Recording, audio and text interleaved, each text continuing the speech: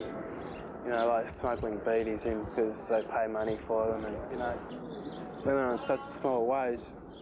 This is good for them. And I think she was going to sack these people or, you know, get rid of them. She gave them a chance and said, if you want to keep on working, you have to do this and this and this. And you have to go and do one of those 10-day courses as well. Everything you do, you have to pay for, one way or another. My life is instant. I do something wrong and it's there, pow. My family still don't know exactly where I am. My mother thinks I'm in India, but I didn't want to worry her to say where I was, so I thought I'd just tell her I was doing vipassana, and I am. The first vipassana course at Tihar jail was held in November 1993. Over 100 prisoners and jail staff participated. She was not forcing people. Just go and see yourself. If you like it, well and good. If you don't like it, well and good. But just go, please, and see yourself. They were asking people interested in vipassana or meditating. The school came around in one of the wards, and so I went.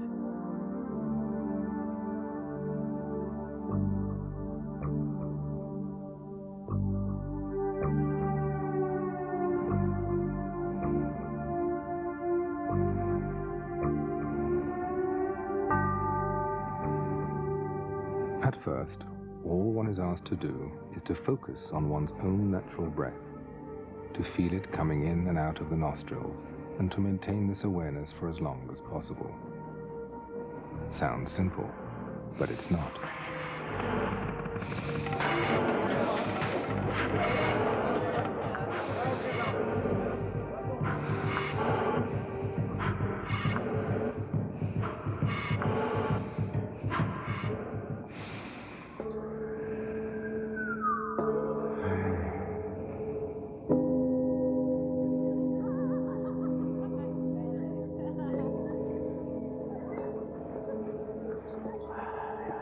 It's something which you can't avoid.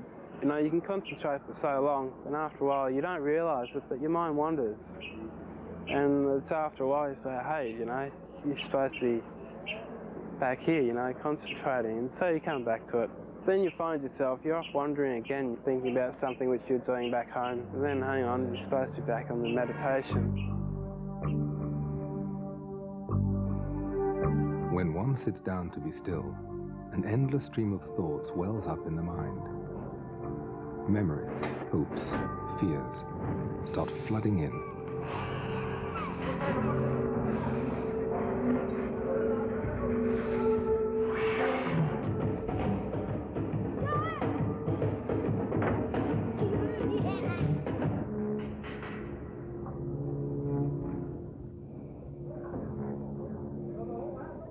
After a 3-day struggle, the mind quiets down. Thoughts become faint, faded, like passing clouds. By focusing for so long on the small patch of skin below the nostrils, the mind becomes so sensitive that it can feel the subtlest flow of breath. A new realm of sensations unfolds within this area. Itching, tingling, heat, pressure, natural physical sensations, never before experienced so vividly. Only then is one prepared to learn vipassana. The whole idea with vipassana is to go inside. And when you go inside and everything is quiet, and you're quiet, then you contact yourself, you can come inside yourself, and you can feel your sensations. Continuous awareness of physical sensations without reacting is the core of the vipassana practice. Every sound, vision, taste, smell, everything that contacts the body instantly produces some sensation. The technique focuses on natural physical sensations as the crucial link between mind and body, the key to understanding human behavior. Through vipassana, one realizes that one's own attitudes and addictions, suffering and happiness, are not caused by the outside world. It is the reactions to pleasant or unpleasant sensations the world evokes within the body that dictate one's actions and conditions the mind.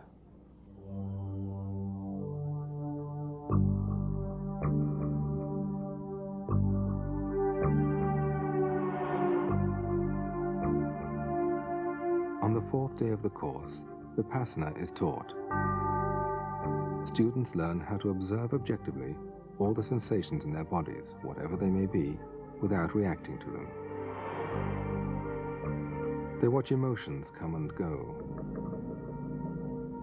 They watch pain come and go. They watch pleasure come and go. And they realize, not intellectually, but through their own experience, that nothing is permanent. Hatred, passion, greed are not abstract anymore. By watching the physical sensations accompanying these emotions, and by understanding their impermanent nature, one can actually start changing the habit of blind reaction. Between the two poles of expression and suppression lies a third option, mere observation.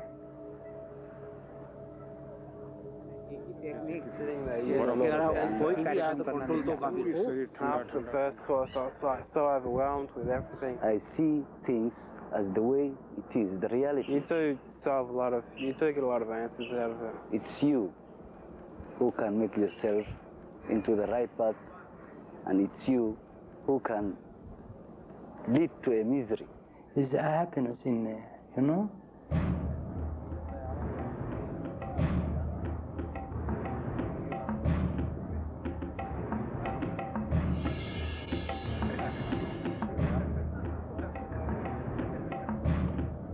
After the course, it was no looking back.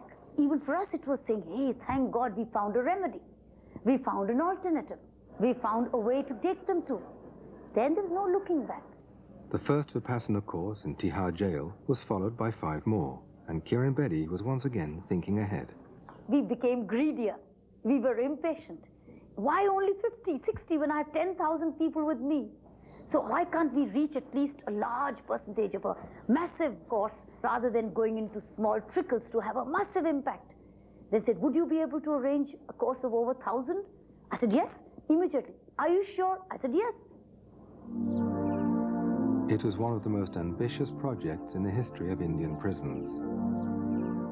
It was also the largest Vipassana course conducted in modern times. In just a few weeks, a special area was prepared inside the prison. Accommodating in one place 1,000 inmates, as well as Mr. Goenka and his assistants, was a tremendous undertaking.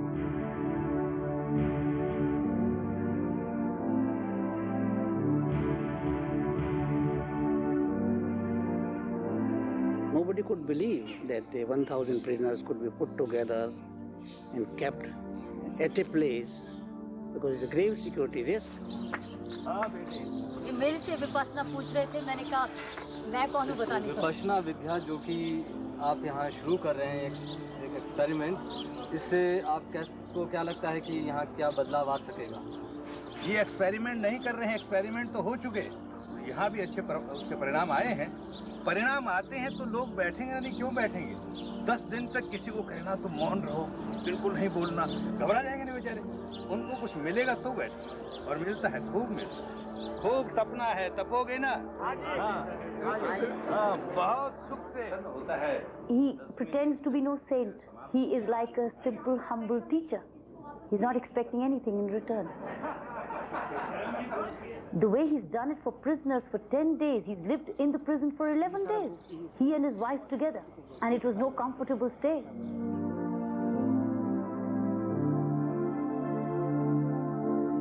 "1,000 prisoners gathered in the huge tent on the evening of April 4th. They reflected the wide range of human experience: Hindus, Muslims, Christians, Sikhs, from different nations and social backgrounds.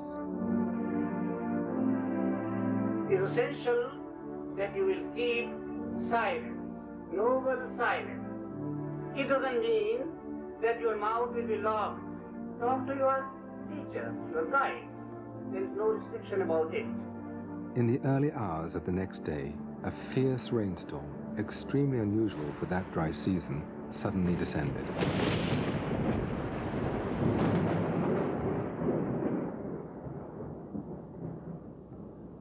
The tent collapsed. All the rugs and meditation cushions were completely soaked. An emergency meeting was called at 3:30 a.m. to consider cancelling the course. Instead, measures were quickly put into action, allowing it to continue.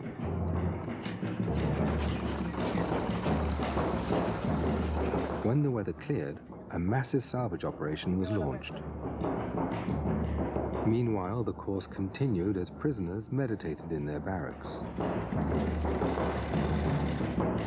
By evening, the tent was ready again for the students to assemble, and the course went on as planned.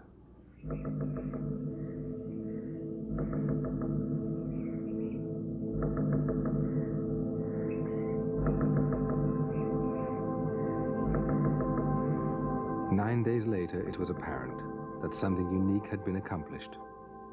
It actually changed people. It made my prisoners weep. It made them cry. They had realized what life actually could be. They had looked within, and within themselves they had seen the feeling of revenge. They had seen anger. They saw the disrespect and hurt they had caused to parents and society, and they wept, and they wanted to be different. I felt guilty that I did a wrong thing. I have done a wrong thing. And what I have done, it's something which I can come out of it and correct it. That realization was the greatest magic.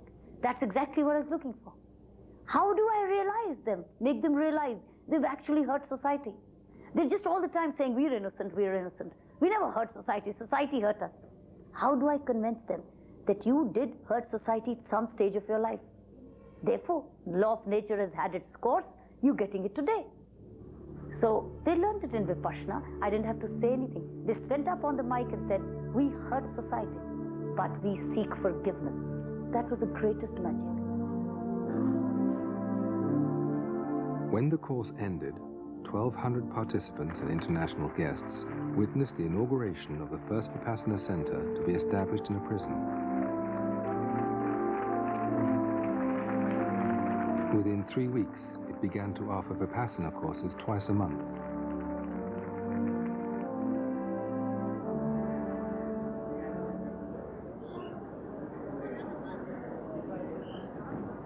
Don't expect any miracles. It will take time. Not that all of a sudden a criminal changes to the saint. The beginning of change is there. And again, the environment in the jail is so bad that even if one course, it doesn't change the whole environment. So unless the environment is changed, other steps are taken, facilities given for their regular practice, then real change will occur. Vipassana courses are alike everywhere in the world. The same rules, same timetable, same instructions.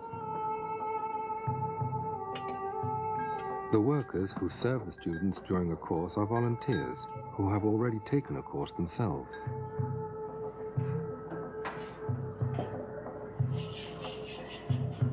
A teacher appointed by Mr. Goenka stays within the course site for 10 days and conducts the course voluntarily.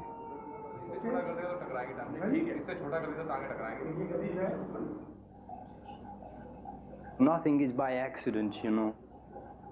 I come, I'm caught, I'm here, all for a reason.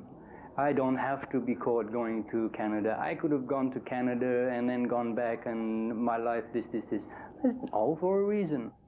After taking a few Vipassana courses, David asked to be transferred to the Vipassana ward and work there as a volunteer.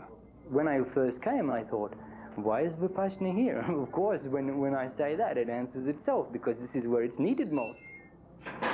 This is history in the making, you know. This is the first chance where Vipassana, where this is being used in a prison system to possibly reform people. And if this does show results, then this could reform the whole prison system and the entire planet. And it happens here. If I scratch his belly, he should attack me. There you go. You're attacked, cat? See, all I can really do is to try to set an example for other people. In doing this, then maybe they will try a little bit harder for themselves. David, the one-day course is on this date, no? We have 4 one-day courses. Yeah. Your 26th morning is jail 4. And 27th morning I'm bringing jail 1, 2 and 3 together. So tell him we would need him at both the 9 o'clock. Please tell the teacher. I cannot do anything Vipassana-wise for anybody. They have to do it themselves. The bottom line is you can't help somebody unless they want to be helped. And the Vipassana, if you can get through to them, is for themselves, to get inside themselves to help. Twice a month, prisoners from different sections of Tihar arrive at the Vipassana ward to take a course. Some of them have done this a number of times. Each time they follow the same program. What differs is the personal experience. I call them bhikkhus when they come here, which is a monk, because this is in effect what they are. For 10 days they become a monk. A lot of people are under the impression this 10 days they come over here is so easy. It's not. You have to work. There's no sort of lazy way out of it. And actually going on the course sort of forces you to work. It's like being thrown into a swimming pool. You know, you have to swim then. It's not a matter of saying, yeah, I will learn to swim, I will learn to swim. When they throw you in the pool, that's when you have to swim. So when you go to this course, you have to do the 10 days. Next to the silent bubble of the course, on the other side of the wall, prison life flows along.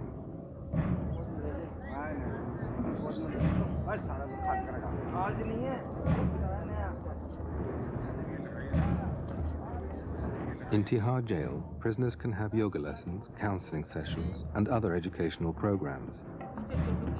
But a Vipassana course is quite different from these activities, and prisoners are not always aware of this fact. We're in jail. A jail have jail rules. This is Vipassana. Vipassana has Vipassana rules. And it happens to be that Vipassana rules are more strict than what the jail is. Some of them understand, some of them don't understand. You see, in jail, they have the rules, but their game is to bend the rules as much as they can do, or change as much as they can to take control themselves. And they bring that same attitude in here. You still bathing, boy? And I say, no, this is not jail. That's jail. You want to go back to jail, you can go back to jail, but this is Vipassana. We do have a little bit of people who become jealous, maybe envious, because here people seem to get a little bit more than what other people do. They don't realize that the guys who come here are putting more into themselves. If somebody has had some sort of experience or self-discipline, then they seem to be falling into it much easier. Let's understand that 10 days is the basic, you know. I mean, this is the least amount of time necessary to get some sort of a spark to the candle. And sometimes that spark doesn't ignite. Maybe you need another spark. But after a couple, the light starts to flicker, it grows, and then the candle is lit. Change does not come easy way.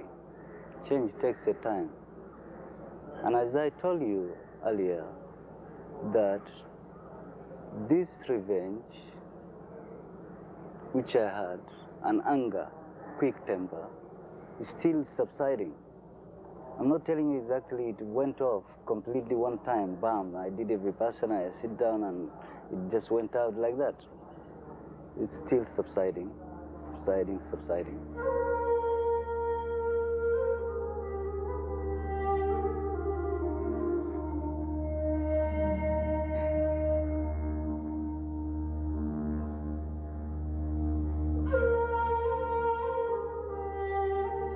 Why did it happen that I'm here?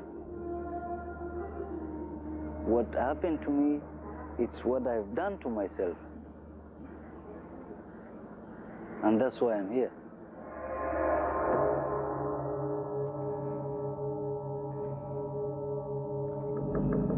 I don't trust people as I used to do.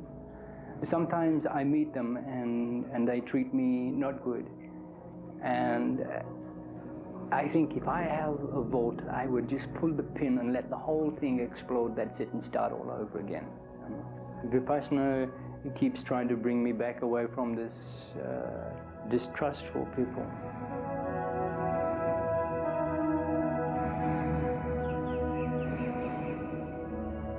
I'm here now doing Vipassana, and it's your way of life. The way you talk to people, the way you think, the way you act. the way you do things for people or don't do things for people. The art of living, they call this.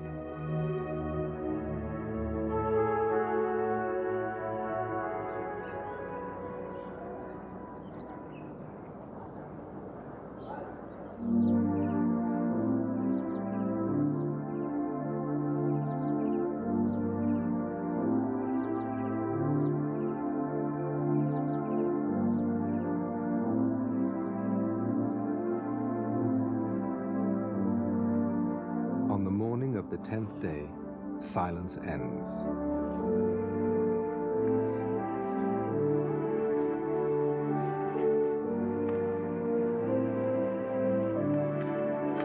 On this special day, it becomes clear how long a journey it has been.